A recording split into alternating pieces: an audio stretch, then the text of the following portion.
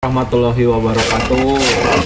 Waalaikumsalam. Sahabat YNJ, kawan wisata, alhamdulillah nih hari ini kita ngumpul lagi berlima sekarang. Kemarin berbanyak.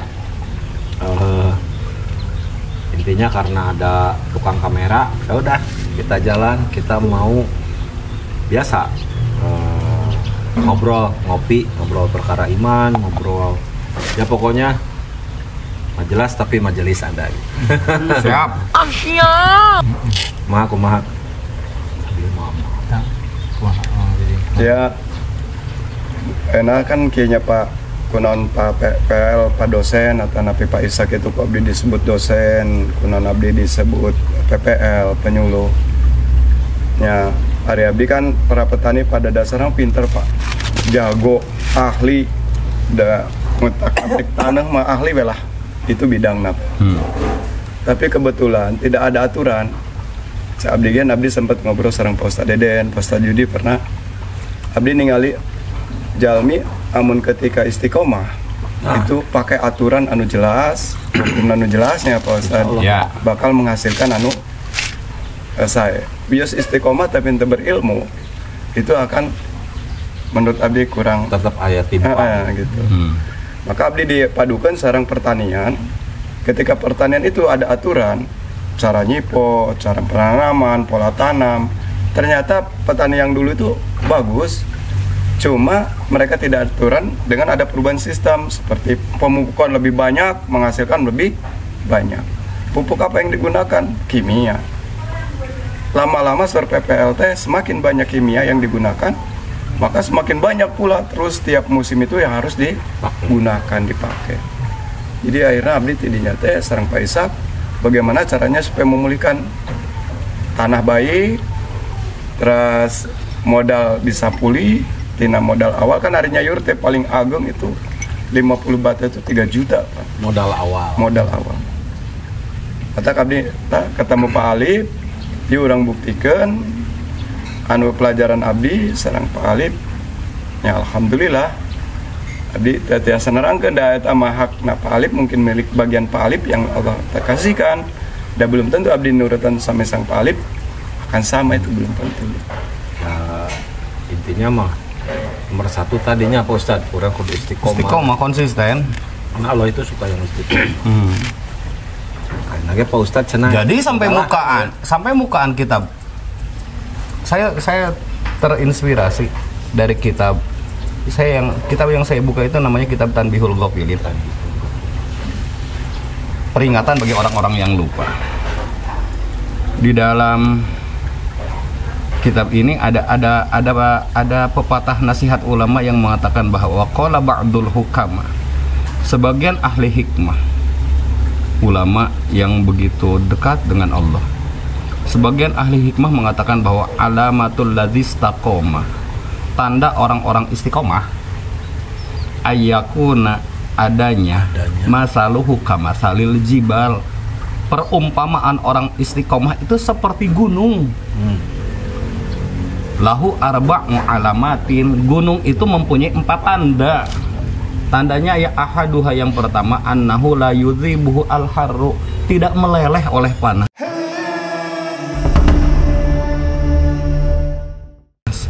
Itu elehan, tidak mudah meleleh, hatinya tidak mudah menyerah gitu. Yang kedua, wala yujammiduhu al-barad, tidak membeku gara-gara kedinginan. Itu gampang mengkerut gitu ya, tegar baik gitu. Yang kedua. Dan yang ketiga, wala tuharrikuhu arrih, tidak mudah terbawa angin. Sedikit terbang, kadi itu milu, kadium milu gitu. Itu istiqomah mah enggak gitu. Tetap konsisten. Satu, tidak meleleh oleh panas, elehan, tidak membeku karena dingin, tidak terbawa angin, la yudhibuhus sail, tidak hanyut oleh banjir gitunya. Oh, begitu di gunung mau banjir, hilang gitunya. Di gunung mau banjir ya, makanya tidak terbawa oleh banjir, maksudnya tidak mudah hilang. Langsung putus asa gitu teh. Enggak. Nah, makanya begitu indah pepatah ulama ini. Jangan mengalah, jangan mudah kalah, menyerah. jangan mudah menyerah, jangan mudah membeku, jangan mudah meleleh, jangan mudah hilang harapan gitu. Seperti gunung yang tegak, walaupun badai menempa gitu dah, walaupun hujan, walaupun tegak. Istiqomah itu kita belajar istiqomah itu dari Gunung Ciremai itu. Gitu katanya, gitunya. Makanya Teorinya begitu. Manusia menjadi besar itu karena 4 hal itu. Iya.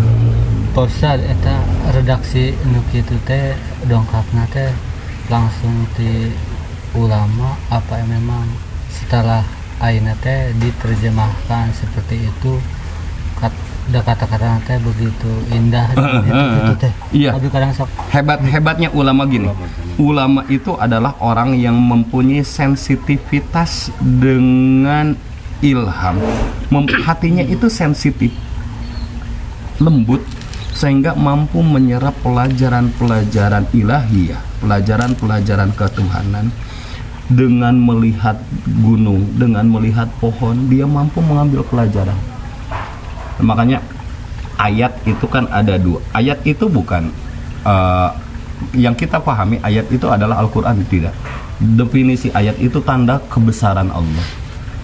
Ayat itu ada ayat kauniyah, ayat yang terhampar, tanda kebesaran Allah itu yang terhampar di muka bumi ini yang harus kita pelajari. Ayat yang kedua, ayat qauliyah, yang berupa firman Allah yang ada di dalam Al-Quran.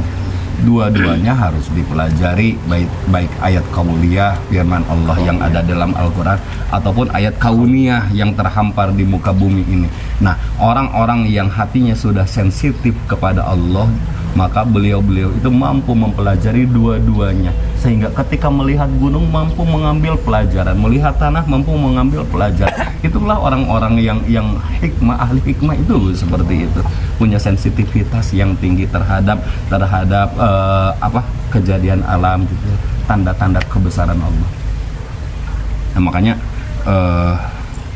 kata-katanya itu tidak hanya indah, tetapi begitu mengena ke dalam hati. Kita kadang-kadang kita tidak terpikirkan belajar istiqomah dari sebuah gunung gitu ya. Nah, kita sensitivitasnya rendah, nggak salah, nah gitu. Tidak seperti ulama yang mampu mengambil pelajaran dari manapun. Gitu. Makanya kita belajar istiqomah dari ulama. Ulama mengambil ibarahnya, perenungannya dari sebuah gunung, dan mudah-mudahan jadi pelajaran juga bagi kita. Nah, kenapa kita belajar kepada ulama? Karena beliaulah yang menjadi penerus para nabi, pewaris ilmunya para nabi itu. Ya, terus selain istiqomah, ya petani, ya bukan hanya petani sih, khususnya semua yang kerja, yang usaha, kita harus terus berhusnuzon, berprasangka baik ya, Pak Ustadz. Makanya orang ngosok Pak Diding, karena ayo sebelum menanam kita berdoa dulu, Bismillahirrahmanirrahim. Nah, orang-orangnya sama, siap ke ya Bismillah ya Allah, ya plastik cingkara ruat. Ketika nabur pupuk, Bismillah ya Allah, semoga pupuk ini bisa menyuburkan tanah, gitu kan. Terus bersangka baik. Pas nanam, Bismillah ya Allah, cing jaradi ke panen cing halus, pas panen ge hargana udah yakin aja terus. Amun cana naon, aduh sieun teu jadi, aduh sieun ke pas panen harga kajadian teh. Jadi mendingan kita terus berprasangka baik, khususnya kepada Allah. Ya betul. Tidak ada dua hal, tidak ada yang lebih baik dari dua hal. Satu, husnuzon billah, husnuzon kepada Allah. Wa husnuzon bi ibadillah, husnuzon kepada hamba-hamba Allah. Dan tidak ada yang lebih jelek daripada suudzon kepada Allah, suudzon kepada hamba-hamba Allah, dengan tidak meninggalkan waspada. Betul. Waspada dan husnuzon itu beda kan gitunya. Karena apa? Karena ulama mengatakan an-nasu naw'ani, manusia itu terbagi dua loh Pak. Yang pertama yang saya kutip, yang saya ambil itu ahaduhum yaraka tayyibun fayuhibbuka. Satu, orang itu melihat kita adalah orang baik dan dia mencintai kita, mengikuti kita, bekerja sama dengan kita, berbagi pengalaman dengan kita, akhirnya baik bareng-bareng dalam kebaikan. Tetapi yang kedua, wa akharut, yang kedua, yaraka tayyibun fayakuluka, dia melihat kita baik dan dia memangsa kita. Kan ada kan? Nah, dia melihat, oh dia orang baik nih, lugu, polos, soleh, jujur. Benar. Akhirnya apa? Dia memanfaatkan kita. Wal akharu, dan yang kedua adalah dia itu yaro kata yibun, melihat engkau adalah orang baik, layak kuluka, dan dia memakan kita. Makanya husnudzon harus disertai dengan waspada. Tetap gitu. Eta Ya waspadana petani mah berprasangka baiknya tadi nanam jadi panen cin halus. Waspadanya tetap kudu ngontrol bisa aya hama. gitu, baik hama yang kecil binatang atau hama yang besar kan gitu ya. Siap siaga, nggak apa-apa, dan itu bagian dari ibadah kita, menjaga amanat yang Allah berikan ke kita kan ya, itu husnudzon dan waspada. Nah, makanya indah bisanya kata-kata ulama itu, manusia itu terbagi dua, melihat kita baik dan dia mencintai kita, bersahabat, bekerja sama, sama-sama di dalam kebaikan, tapi bisa memakan kita. Nah iya, makanya husnudzon juga waspada. Jadi yang juga mengeluarkan hal yang sama tapi dengan redaksi yang berbeda. Nah, makanya kekuatan ulama itu kadang-kadang kata-katanya, kalimat-kalimat yang disampaikan itu begitu menyentuh hati kita. Ya satu enak ya orang diharap Pak Ustadz itu. Orang Hadi tuh yuk. Hadi tuh dok. pesawat. Hayo closing helaan. Oh. Kesimpulan heula tuh. Kesimpulan Istiqomah dan dua macam manusia gitu. ya intinya kalau kesimpulan hari ini alhamdulillah kita selalu ngumpul-ngumpul begini ini hampir sering keasupannya tidak direncanakan seperti hal ini sahabat GNJ kawan desa, kita selalu memanfaatkan waktu yang ada. Seandainya pas kita lagi ada waktu untuk berbincang begini, semoga tidak menjadi kita ria, tetapi intinya untuk saling mengingatkan. Semoga bermanfaat. Nah, untuk hari ini kesimpulan saya, jadi kita sebagai umat Allah, sebagai manusia harus tetap istiqomah, tetap berprasangka baik, tapi tetap waspada. Itu mungkin. Ya. Benar kan? Betul. Kamihan. Kumaha apa mun? Terus bisa. Istiqomah, berprasangka baik, khususnya berprasangka baik kepada Allah, tapi kita harus tetap waspada. Kalau waspada ini salah satu hal yang harus kita bisa bedakan juga ya Pak Ustadz. Tadi kata Pak Ustadz, ada bedanya tipis ya waspada teh. Jika hati-hati ya Pak Diding. Nah, hati-hatinya jangan sampai jadi berprasangka buruk. Ulah subudon. Jadi semoga bermanfaat sahabat JNJ, kawan di Sesa.